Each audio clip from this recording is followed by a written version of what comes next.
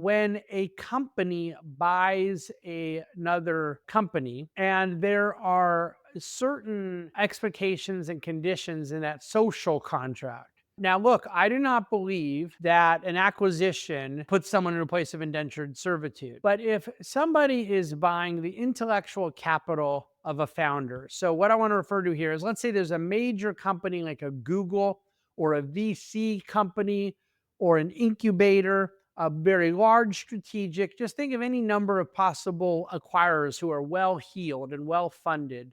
And there is then a startup, and it is the intellectual capital of the founder that they're really buying. And that founder, now they want for him to go delve his creative, technological capabilities into what they are doing. They have essentially bought his mind and entrepreneurial endeavor, more than likely around a particular venture, not everything that this individual is ever going to do. And that individual now says, I am going to leave the company that has bought me and go bring it to another company. Does somebody have the right to do that? Well, of course, depending on the specifics of the agreement, there could be garden leave requirements, there could be non competes.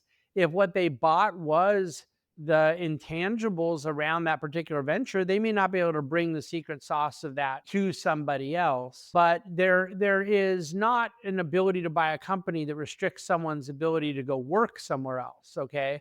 However, we're not referring to that here. We're talking about when one sells the company and is paid for it and then skirts the intent of that deal, recognizing that just by the qualifier I always already provided, there may be gray area, there may be ambiguity and a need for some Solomonic wisdom.